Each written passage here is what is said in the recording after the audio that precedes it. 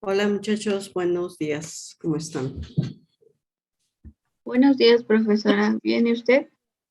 Bien, gracias. Buenos días. Buenos días, maestra. Hola, hola. Bien, bueno, pues de las personas que pudieron ir a la clase presencial el jueves pasado, eh, alguien podría hacer una como síntesis rápidamente de qué fue lo que les expliqué para que, digamos, sus compañeros que no pudieron acudir el jueves estén a grandes rasgos tengan la información. De todas maneras, yo les voy a pasar la grabación de la clase de los chicos que fueron. Cuenta para participación, obviamente, en la síntesis que hagan ahorita. Sí, Emanuel. Sí, profesora, buenos días.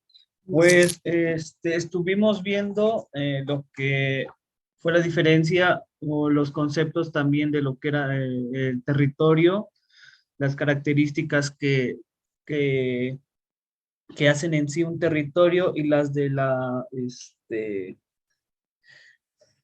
¿cómo se llama? Mm, a ver.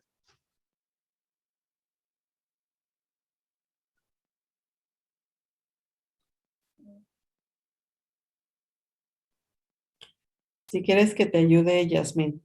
A ver, adelante, Yasmín. Sí, bueno, pues estuvimos viendo lo de las metropolitanas, las megalópolis, cómo estaban conformadas. Nos dio el ejemplo de cómo aquí en la Ciudad de México, cómo las conformaban, más o menos cuántos habitantes debían ser. Vimos sobre lo de economía urbana. Nos dio los conceptos, también sobre la de economía espacial y igual nos explicó qué era exactamente territorio y, y me parece que ya.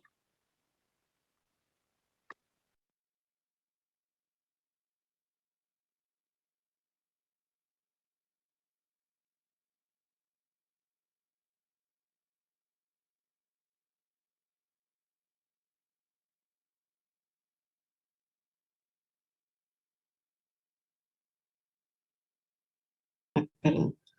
Gracias, Yasmín. Ingrid, ¿quieres complementar?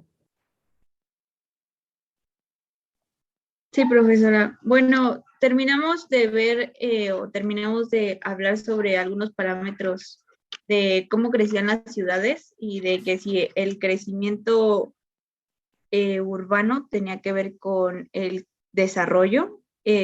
Bueno, hablamos también de que obviamente la gente que se iba, que se mudaba a las ciudades, pues era en busca de trabajo, es porque en dichas ciudades se concentraban los medios de producción. Hablamos sobre eh, cómo se da este crecimiento de la mancha urbana y y cuáles son las cosas más importantes sobre dicho crecimiento. Hablamos sobre cómo estaban construidas las viviendas en las ciudades, tanto viviendas verticales como horizontales. Posteriormente pasamos a definir los conceptos de tarea. Primero dimos la definición que nosotros habíamos investigado y después hablamos sobre la definición que daba el autor, me parece, el que vimos en la tarea. Y Sí. Y bueno, eso sería todo. Ok, gracias. Edson.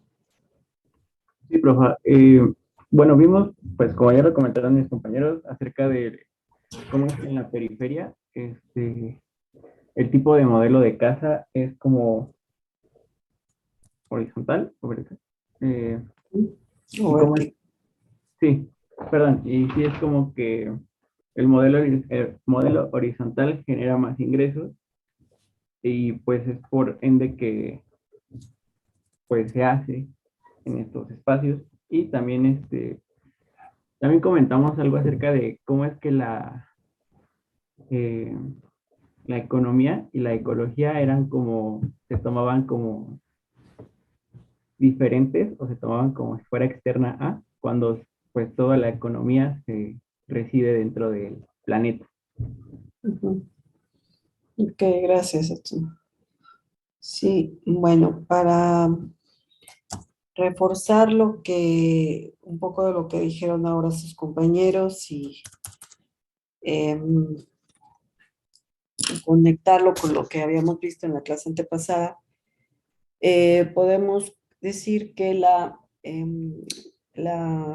territorio, ¿no? Es un concepto que, eh, digamos, el concepto que ustedes seguramente encontraron en Internet, eh, se refiere más que nada a un segmento de superficie terrestre, ¿no? Al cual se le pusieron límites y que tiene además una forma de estado, ¿no?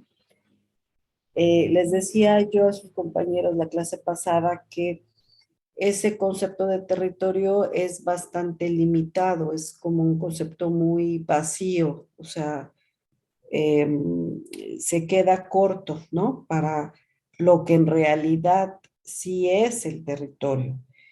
Eh, o sea, claro que el territorio es un pedazo de superficie terrestre, un fragmento de superficie terrestre al cual se le establecen límites, pero no solo es eso, es algo mucho más complejo y profundo que eso, porque ya además visto desde el punto de vista crítico, ¿no? O sea, esto que hemos dicho hasta ahora de que solo es un pedazo de tierra con límites bien definidos, eso es la versión o la definición, pues, convencional, ¿no? De lo que se piensa que es el territorio. Sin embargo, en realidad el territorio es, repito, algo más complejo y profundo que eso. Y esa visión más profunda o más al mismo tiempo amplia de lo que es el territorio, pues la han ido construyendo sobre todo o sea, se ha ido construyendo ese concepto más a fondo a partir de lo que han expresado y explicado movimientos sociales que justamente defienden el territorio, ¿no? Sobre todo movimientos sociales de raíz, digamos, indígena. ¿Por qué? Porque justamente son las culturas indígenas que hasta el día de hoy logran sobrevivir, pues los que conservan una relación con la tierra más estrecha, ¿no? Y que por lo tanto, pues entienden a la naturaleza de una manera distinta a la que la concebimos nosotros o el grueso de la población, ¿no? Un poco influidos por todo el conocimiento de la ciencia moderna, ¿no? Y sobre todo la ciencia económica convencional, ¿no? Que generalmente reduce a la naturaleza a ser un objeto que puede ser utilizado para cubrir alguna necesidad del mercado, ¿no? Y en el mejor de los casos, cubrir alguna necesidad social. En cambio, por otro lado, las culturas indígenas, pues justo porque tienen un mayor arraigo a la tierra, tienen una forma de ver esa naturaleza de manera distinta. la ven no como un objeto, sino casi como un sujeto. ¿Por qué? Porque les decía, la naturaleza es altamente dinámica. Dentro de los ecosistemas, todo el tiempo estos están en movimiento, están funcionando, ¿no? Todo el tiempo se están dando interrelaciones entre flora, fauna, temperatura, luz solar, microorganismos, ¿no? Seres vivos de grandes dimensiones, como los grandes mamíferos, en fin. O sea, todo el tiempo hay un movimiento en la naturaleza, por eso es que es altamente dinámica. Y ese movimiento, ese dinamismo es lo que permite que exista la vida, las diferentes formas de vida en el entorno, ¿no? Las diferentes especies, incluida la nuestra. Y gracias a ese movimiento, entonces, es que por eso es que las comunidades o las culturas indígenas que hasta el día de hoy sobreviven, pues entienden a la naturaleza como eso, como, casi como un sujeto, y por eso es que la mayoría de ellas habla de por ejemplo, como el dios de la lluvia, el dios del fuego, ¿no? La madre tierra, etcétera, porque pues gracias a este movimiento que genera la naturaleza es que es posible la vida. Y en ese sentido, pues como genera vida, pues se le ve como un sujeto y no como un objeto inerte. Eh, en, Justo por eso también es que estas culturas, digamos, indígenas, conciben al territorio como una forma de ser y de hacer en la tierra. Es decir, no es solo un pedazo, el territorio no es solo un pedazo de tierra bien definido, con límites, sino es cómo se relaciona el sujeto social, ¿no? Con la naturaleza. O sea, es cómo es en su entorno y qué hace en su entorno. Eso es el territorio, o sea, es el significado, pero el significado obviamente eh, que ocurre o digamos se ejerce, es una praxis, es una práctica que se ejerce en la relación con la naturaleza, ¿no? Ese es el territorio. Por eso se dice, es un sentido de ser y de hacer en la tierra, arraigados a la tierra. Y claro, a esa tierra se le definen límites, ¿no? Se le demarcan límites. Y esos límites se le demarcan para que el grupo social, es decir, el colectivo, ¿no?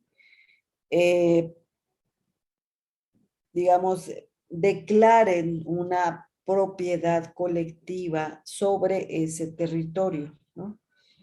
¿Para qué se le declaran límites a ese territorio? Bueno, para que otro grupo social, pues no, digamos, se entrometa, ¿no? En ese territorio que ya definimos para este grupo social en específico.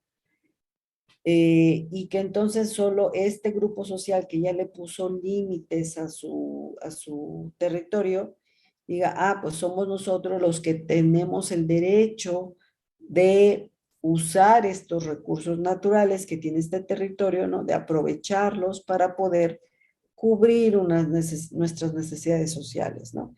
Y otro grupo social pudiera también aprovechar estos recursos de nuestro territorio siempre y cuando entre en acuerdo con nosotros, ¿no? O sea, es decir, no puede usar estos recursos sin el permiso o llegar a un acuerdo con el grupo social originario, digamos, que habita en ese territorio.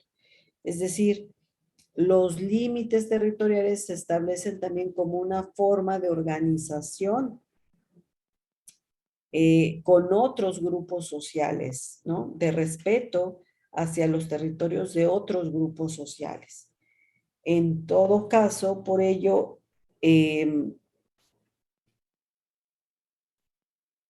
esos límites territoriales pues sirven al fin y al cabo para que los diferentes grupos sociales puedan coexistir, ¿no? Y puedan al mismo tiempo cada uno pues garantizar su sobrevivencia, ¿no? Sin tener que entrar en conflicto con otros grupos sociales. Por ello el territorio, además de esto que ya dije, es se funda sobre el territorio una estructura productiva. ¿Sí? Permítanme un momento, por favor.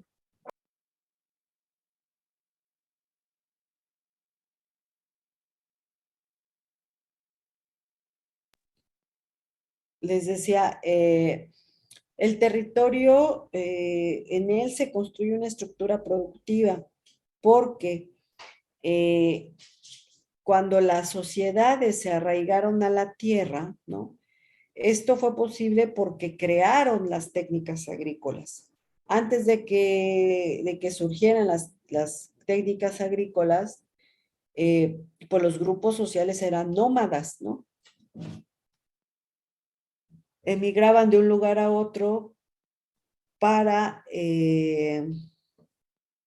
pues, encontrar alimento, y una vez que agotaban relativamente el alimento en esa zona, pues entonces emigraban a otra, ¿no? Y así sucesivamente. Pero cuando van creando las técnicas agrícolas, se dan cuenta que pueden quedarse fijados o establecidos en un determinado espacio, en un determinado fragmento de la superficie terrestre, y ahí poder empezar a coproducir con la naturaleza su alimento. Es decir, digo, es coproducir, ¿por qué? Porque pues el ser humano no crea el agua, no crea la luz solar, no crea la temperatura, ¿no?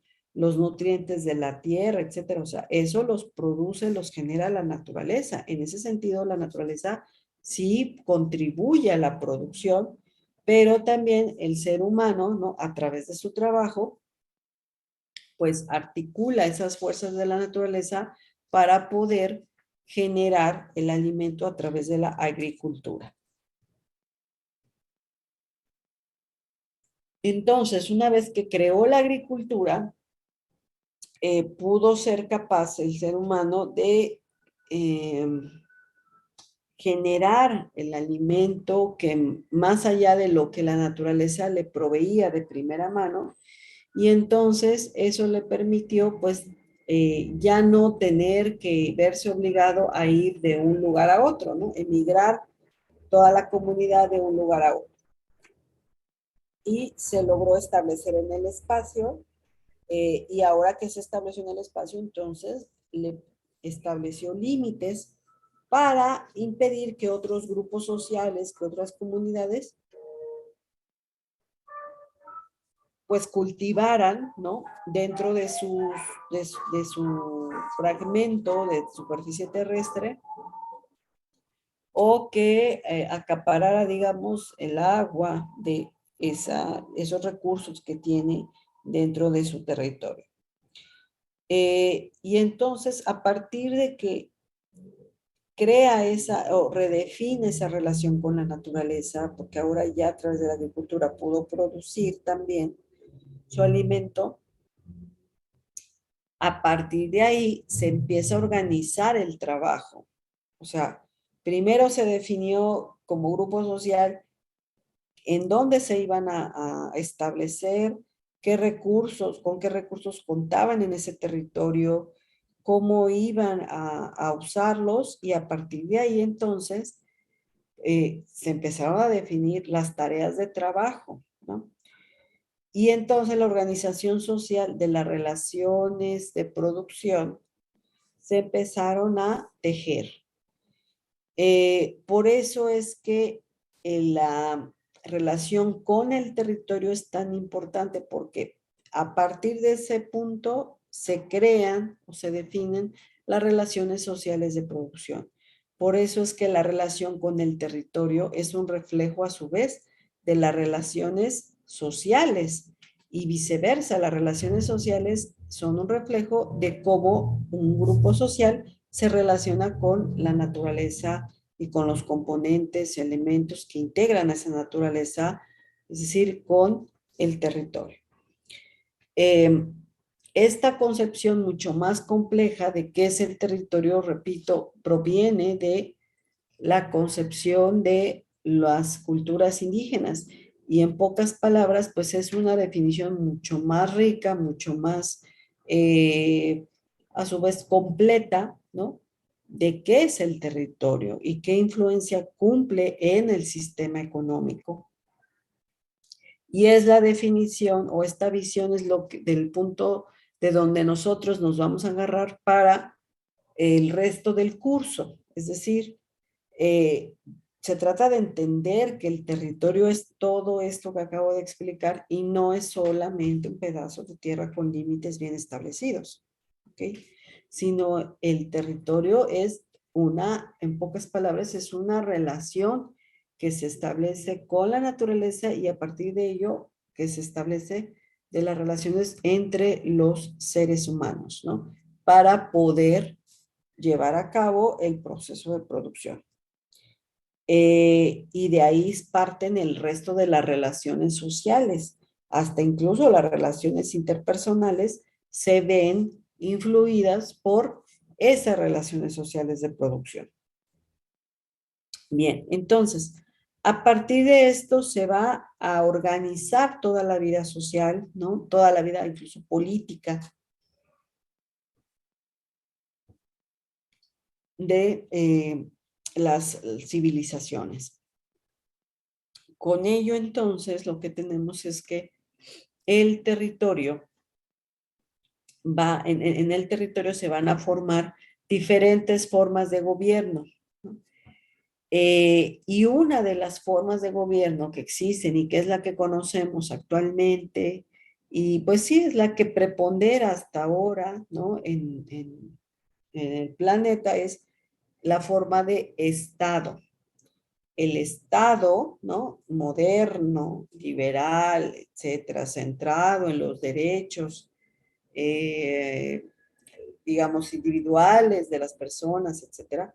Esa forma de Estado, ¿no? Esa forma, perdón, el Estado como una forma de gobierno entre múltiples formas posibles, ¿no? De hecho, existen culturas que tienen otras formas de organización política donde no existe Estado, ¿ok? Repito, el Estado es solo una de las formas de gobierno que se han creado, pero no es la única, existen muchas otras. Ahora, esto lo traigo a colación porque cuando revisamos el concepto convencional de territorio e incluso de nación, se suele plantear que la nación tiene por ende, incluye por ende al Estado, pero no necesariamente es así. O sea, sí incluye una forma de gobierno, pero dentro de esa forma de gobierno puede haber Estado o puede no haberlo. ¿Ok? Bien. Ahora, como les decía, esta concepción de territorio más compleja y más integral, digamos, completa, pues es en la que nos vamos a basar para, a su vez, entender de qué se trata la economía espacial y la economía urbana, ¿no? Justo también con esta visión crítica, porque en la definición que seguramente ustedes encontraron de economía espacial y de economía urbana, pues está muy impregnada de esta visión convencional, ¿no? En economía espacial, diferente a lo que ustedes ahí seguramente encontraron en internet, de lo que se va a tratar es que nosotros entendamos a la economía espacial como aquella rama de la economía donde se estudia, por un lado, cómo las condiciones del territorio, ¿no?, influyen en el tipo de actividades económicas que desarrollamos, ¿no?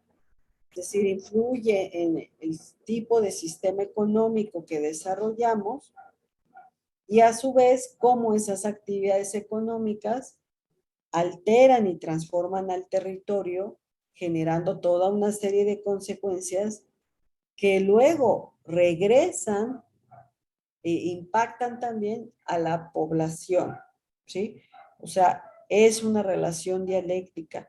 La forma en la que vamos a estudiar la economía espacial es desde una visión crítica, entendiendo de entrada que hay una relación dialéctica entre el sistema económico y el territorio, ¿no? Y que todo el tiempo está ocurriendo esa relación dialéctica. O sea, es como, digamos, todo el tiempo como si fuera una bolita de ping-pong que va y viene, ¿no? O sea, no es una relación donde de manera unilateral ocurren las cosas o que solamente tiene un impacto una vez y ya no vuelve a ocurrir, sino es todo el tiempo hay una relación de ida y vuelta entre cómo las condiciones del territorio impactan a las actividades económicas y luego cómo esas actividades económicas transforman al territorio y eso a su vez genera consecuencias que van de regreso hacia las actividades económicas y también hacia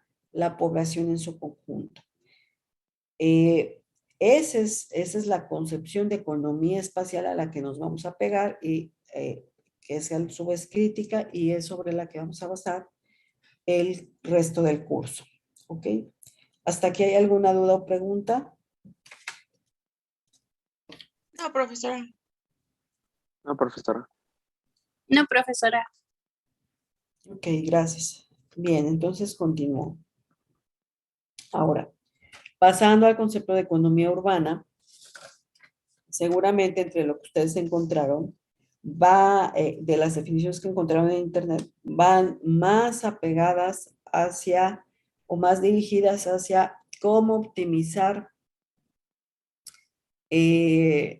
los recursos, ¿no?, que hay en el espacio urbano, es decir, en las ciudades, para facilitar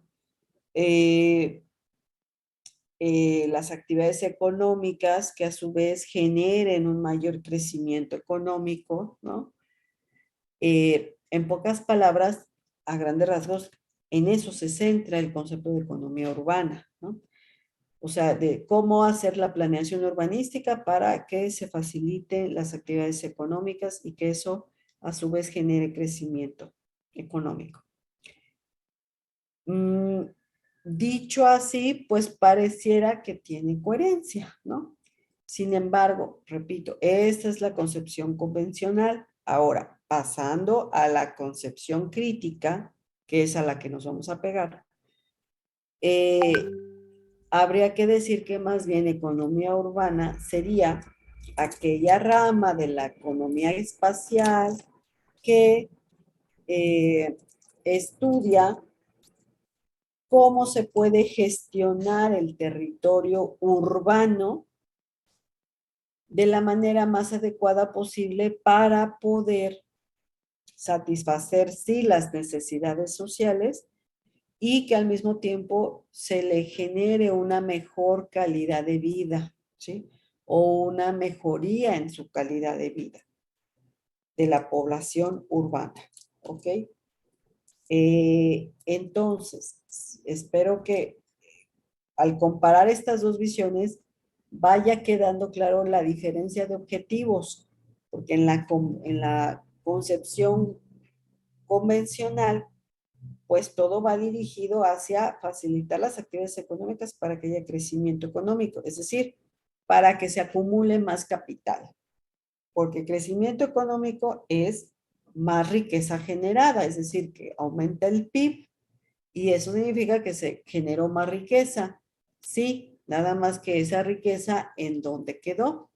No quedó repartida o no se reparte de manera igualitaria, ¿no? Equitativa entre todos los miembros de de ese grupo social o de esa ciudad, sino más bien esa riqueza que se generó de más ahora queda concentrada en unas cuantas manos, porque el patrón económico así lo establece, así funciona. Entre más riqueza se genera, más riqueza queda concentrada en pocas manos en términos sociales, pero también incluso en términos territoriales. Es decir, se van concentrando cada vez más los medios de producción en pocas manos, pero también en pocos territorios.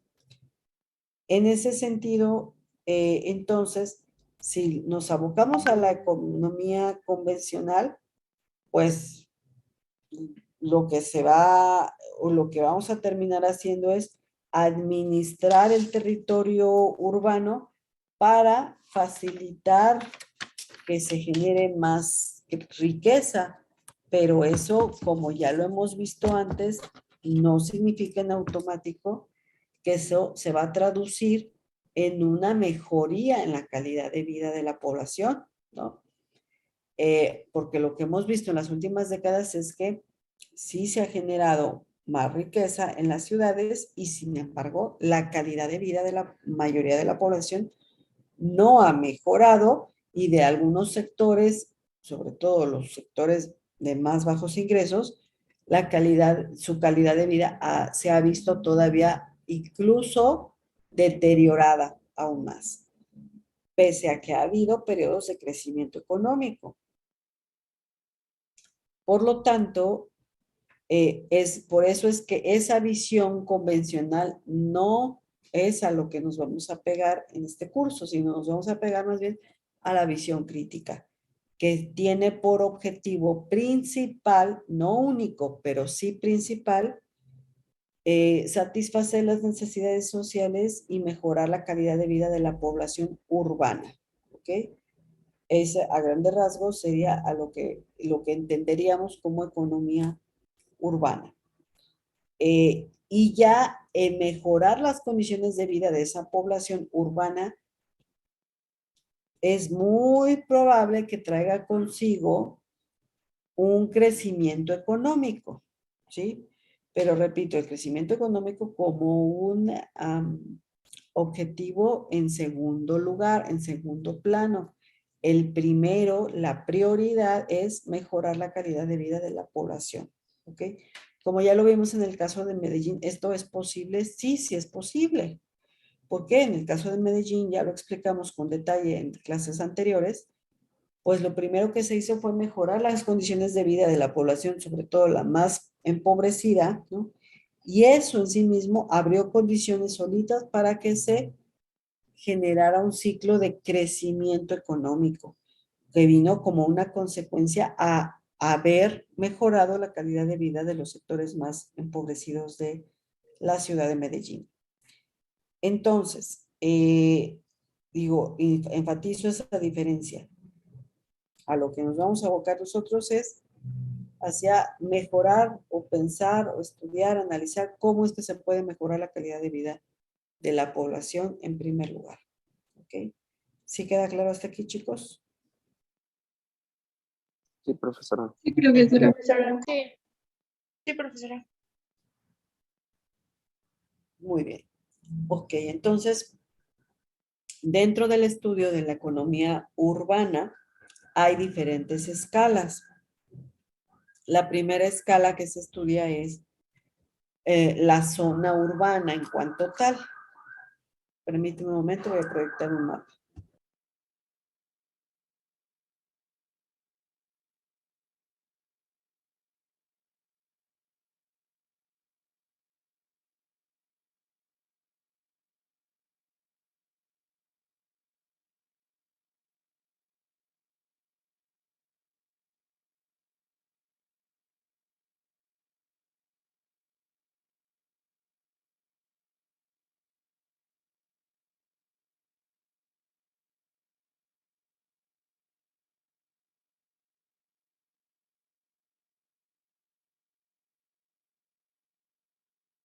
Bien, bueno, hace alrededor de unos 40 años atrás, eh, pues estaba la Ciudad de México, ¿no? Ya existía, por supuesto, la Ciudad de México, pero pues estaba bastante reducida en tamaño, ¿no? Comparado contra lo que es hoy en día. Y la Ciudad de México, pues estaba dentro de los límites territoriales, ¿no? Bueno, apenas se alcanza a notar aquí en el mapa esta línea gris, es lo que marca el límite territorial de lo que hoy es la CDMX, antes pues Distrito Federal, ¿no? Bien, entonces estaba esta concentración urbana en el centro del territorio de la CDMX y al mismo tiempo había pueblitos, ¿no? En aquellos municipios del Edomex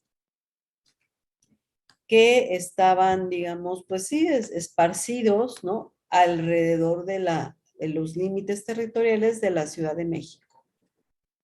Pero, pues, digamos, esos pueblitos, esas zonas rurales, se basaban principalmente en actividades como la agricultura y la ganadería, ¿no? Posteriormente, esas actividades fueron paulatinamente desplazadas y sustituidas por actividades como la industria, el comercio, ¿no? O los servicios. Y se fueron entonces esos pueblitos volviendo zonas urbanas, ¿no? La principal característica de una zona urbana es que su economía se basa sobre todo en industria, prestación de servicios y comercio. En cualquiera de esas tres o en esas tres juntas. Y complementariamente pudiera ser que también se lleve a cabo todavía en menor escala, pues la agricultura y la ganadería. Pero esa agricultura y ganadería ya no son las actividades económicas preponderantes, ¿no? O donde se suele emplear la mayor parte de la población de esa zona urbana, sino más bien ahora ya son estos otros sectores, servicios, industria y comercio. Bien, entonces, la zona urbana las zonas urbanas son, primero se definen por su vocación económica, o sea, las actividades a las que se dedican.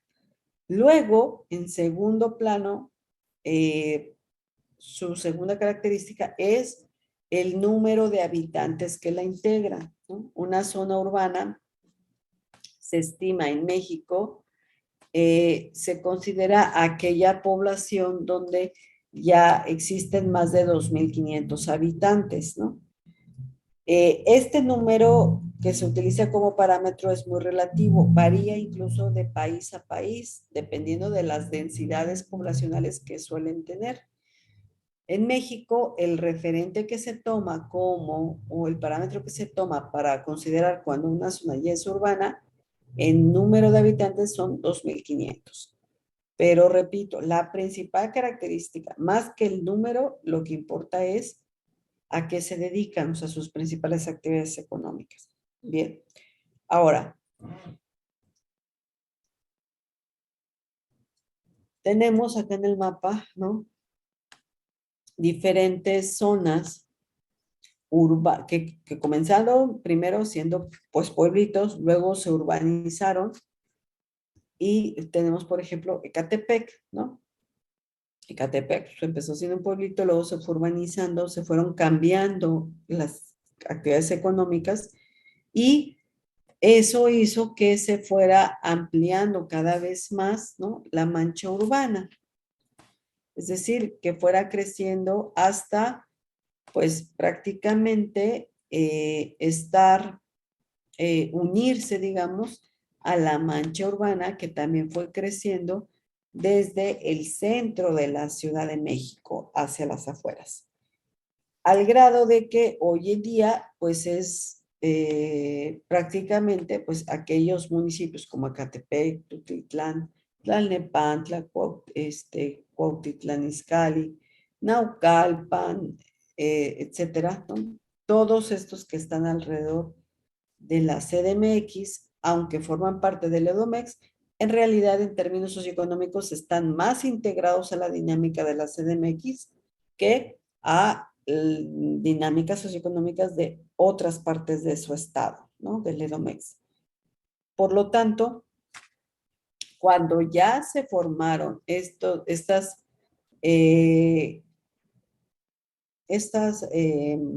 o ya se integraron económicamente, socioeconómicamente más bien, dos o más municipios, ¿no? Es decir, que ya la mancha urbana rebasó los límites territoriales de un municipio y ya se traspasó la mancha urbana a otro municipio o a otros más, entonces ya estamos hablando de una zona metropolitana, donde, por supuesto, la actividad económica preponderante es, o las actividades económicas preponderantes son la industria, comercio y servicios, ¿no? Y además donde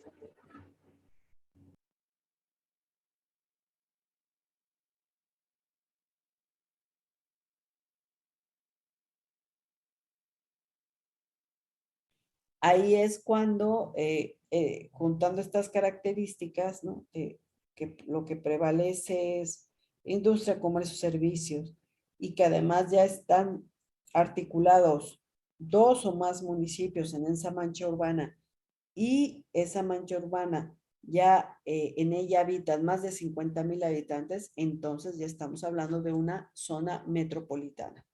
¿Ok?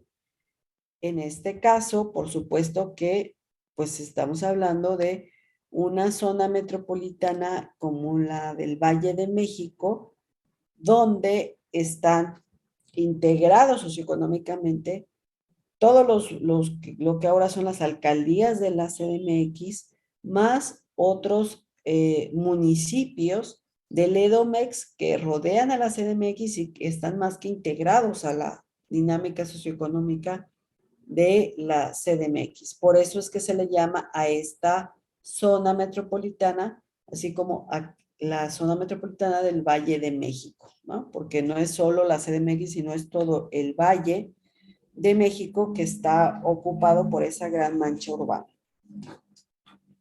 ¿Hasta aquí hay alguna duda? ¿Podría repetir cuántos habitantes se consideran para una zona metropolitana, por favor? Más de 50,000. Gracias. Sí. Entonces, apegándonos a eso, repito, más que al número, a cuántos municipios ya están integrados en una misma mancha urbana, etcétera, ¿no? Pues la CDMX es una metrópoli y además también es una megalópolis. ¿Por qué?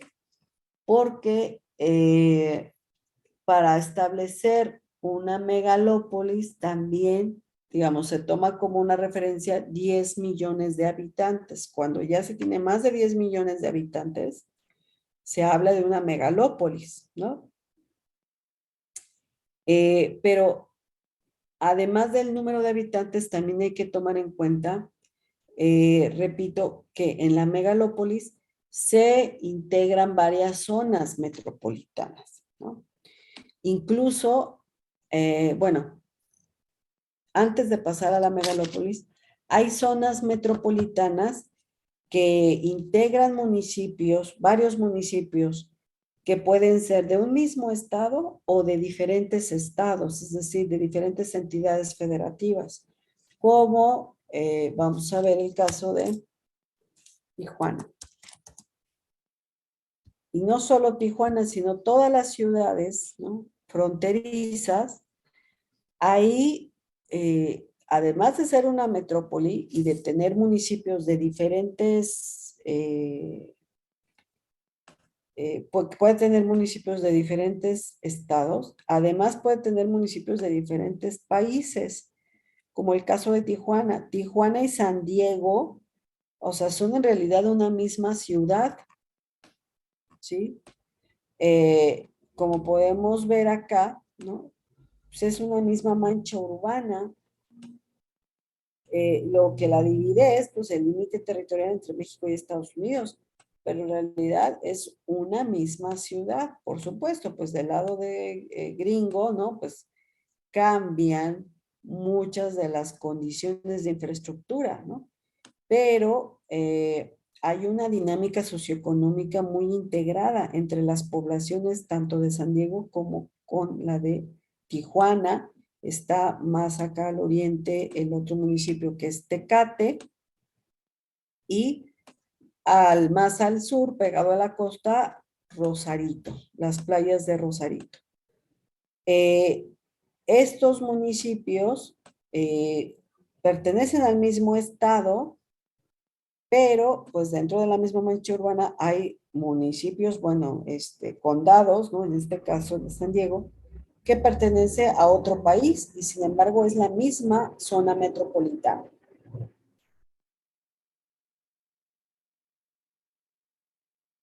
Este tipo de ciudades binacionales son muy frecuentes. Ahí está, por ejemplo, el caso de Nuevo Laredo, también que del lado mexicano tiene una parte de la ciudad, del lado gringo tiene otra. Está Reynosa, bueno, del lado mexicano se llama Reynosa, del lado gringo se llama McAllen, Texas. Está Piedras Negras, ¿no? Y a Ciudad Juárez, etcétera, etcétera. El Paso también, Texas, ¿no? Es decir, hay muchas ciudades binacionales y forman parte de la misma zona metropolitana. Ahora, regresando al caso, ahora sí vamos con la megalópolis, ¿no?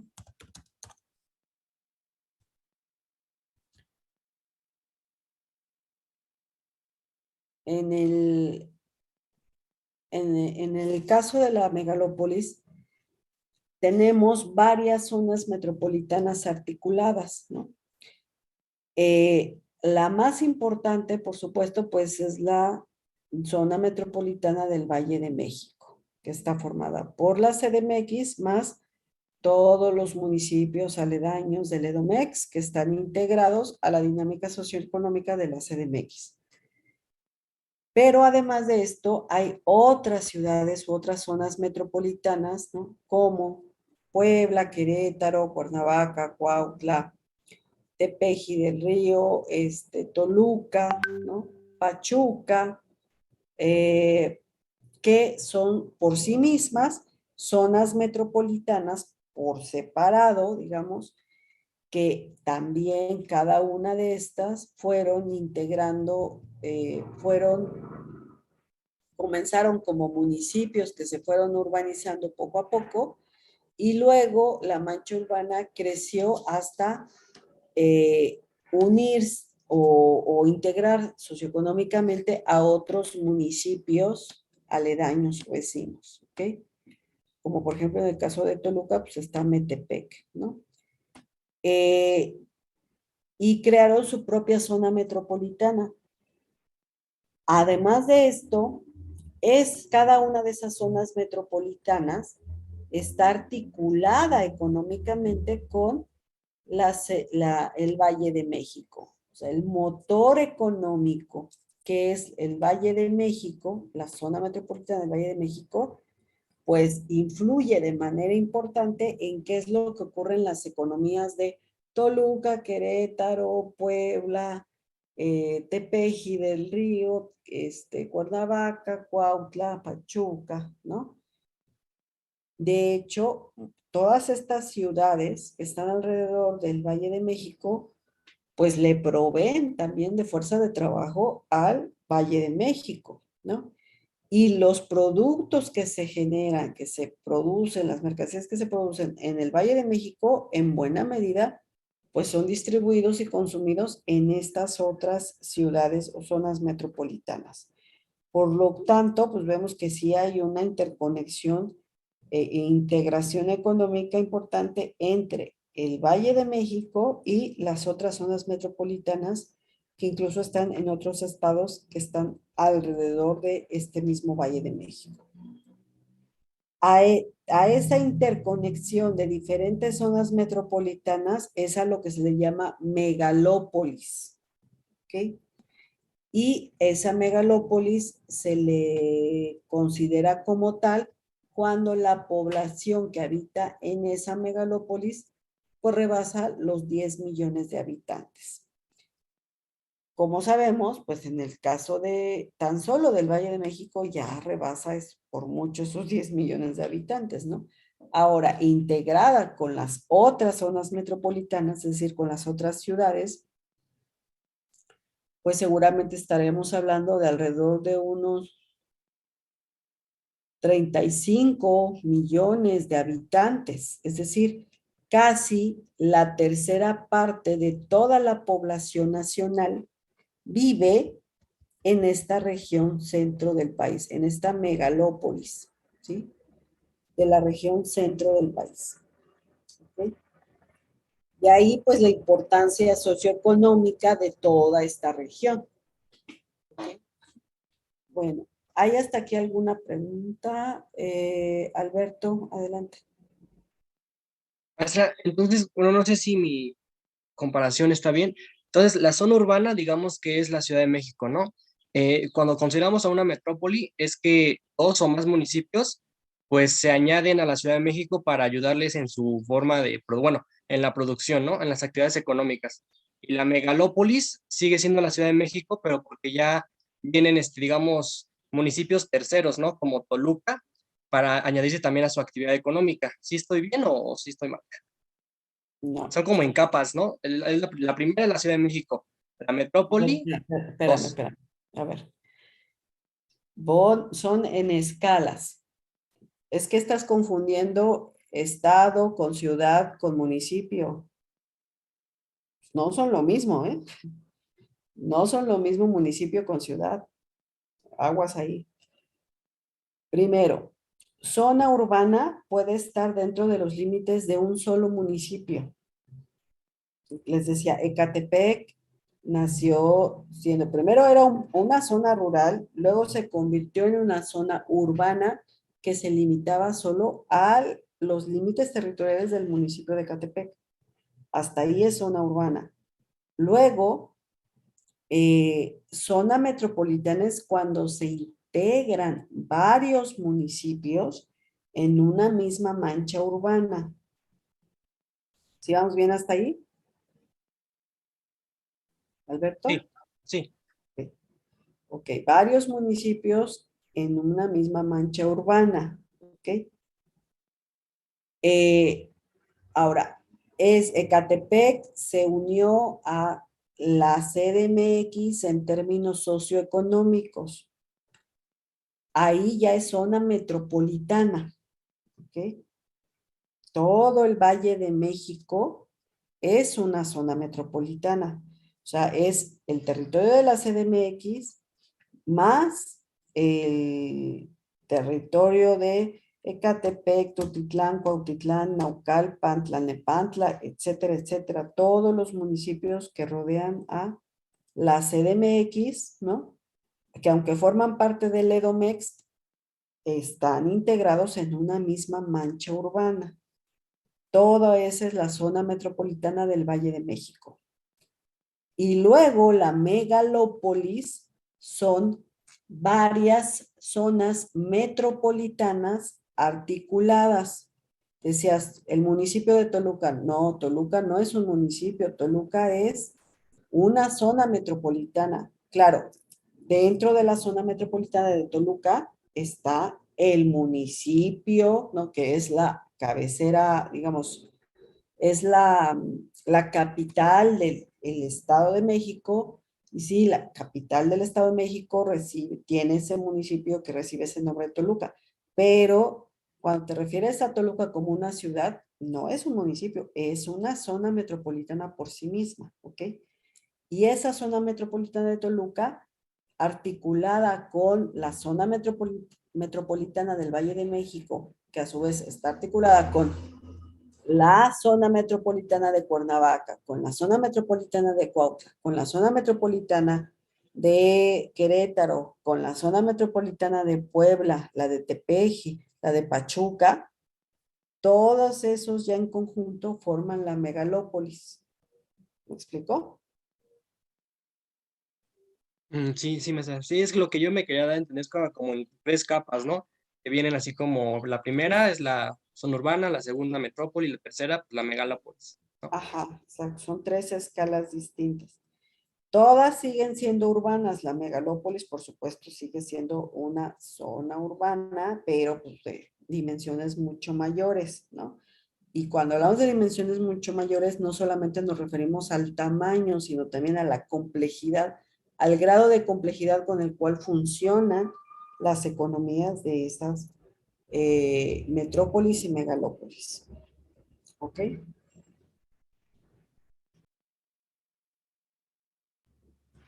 ¿Hasta aquí hay alguna otra pregunta o duda? La profesora. No me hizo. No, profesor. Ok. Bueno, pues hasta ahí va a llegar el examen, chicos. Ahora, para el jueves que va a ser el examen, les voy a pedir que armen a partir de hoy equipos de 5 personas, ya que el examen va a ser en equipo. La forma del examen va a ser preguntas abiertas, ¿sí? Que van a responder en equipo y van a responder no de manera escrita, sino van a responder de manera verbal.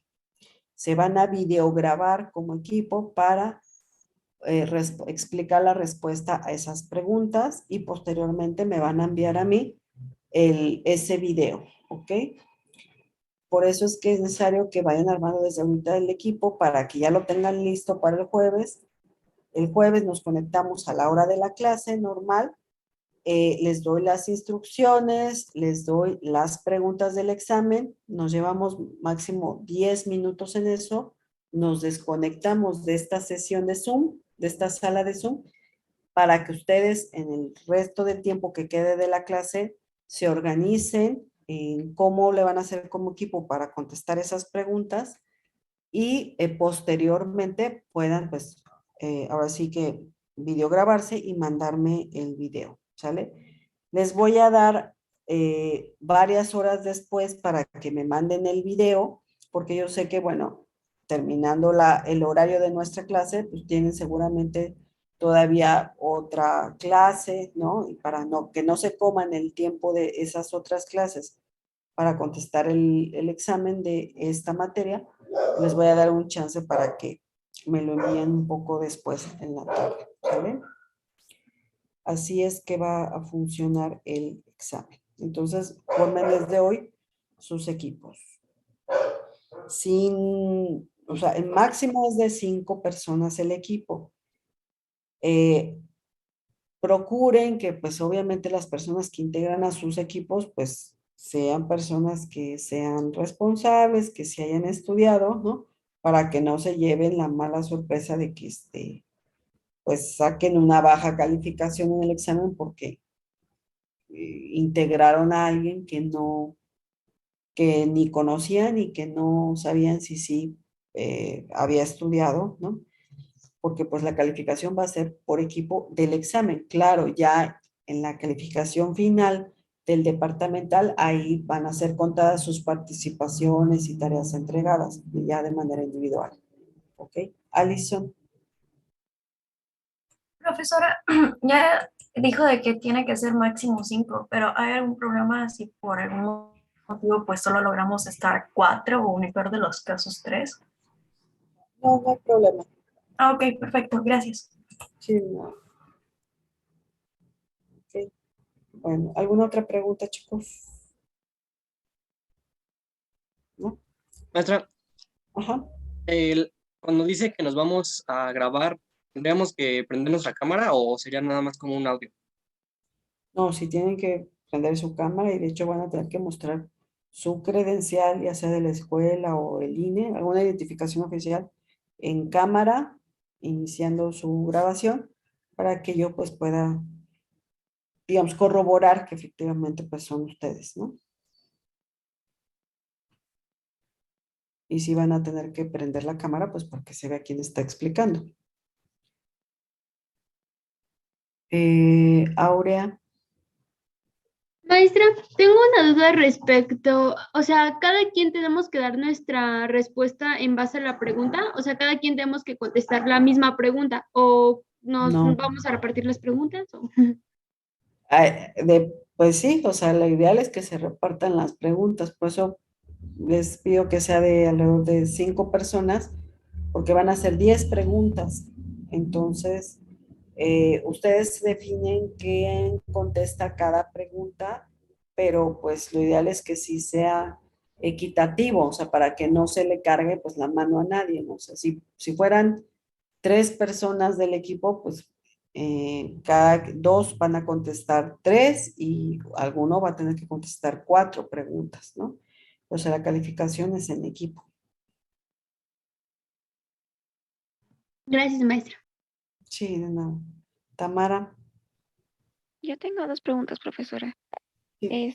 Por ejemplo, el video que vamos a tomar se va a juntar con los otros videos de los otros compañeros. Ujú. Sí. O sea, ya sea Y, que... Ajá. y por ejemplo, se va a subir a Classroom o a WhatsApp o Sí, en Classroom, o sea, con que un miembro del equipo lo suba, ya es suficiente. En WhatsApp no, porque van a ser archivos muy grandes y no los soporta WhatsApp. Lo van a poder subir a Classroom, o sea, si no carga todo el archivo, porque como es video es pesado, pueden subirlo a Google Drive y de ahí nada más comparten el link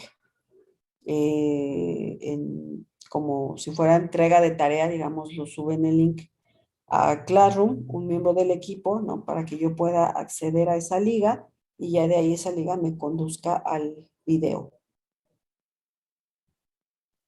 Ok, muchas gracias. Sí, de nuevo. Montserrat, y luego... Sí, profesora. ¿Nos vamos a tener que conectar o solamente nos van a enviar las preguntas y ya nosotros empezamos a trabajar con esto? No, sí, nos conectamos aquí a clase normal y nos llevamos 10 minutos y luego nos desconectamos de la sala de Zoom. Ok, Hugo, Sí, ¿cuánto tiempo nos va a dar para este examen? pues les voy a dar para que me manden la liga o suban su liga del archivo del video alrededor de las 4 de la tarde más o menos, para que tengan tiempo. ¿Vale? Gracias, profesora. Ok. Bueno, pues si ya no hay más preguntas, nos vemos el jueves, chicos. Gracias, buen día. Gracias, buen día. Gracias, buen día. Cuídense, hasta luego. Gracias, profesora. Buen día. Hasta luego, Hasta profesora. luego, gracias. Buen día, Buen profe. día. Hasta luego. Hasta luego.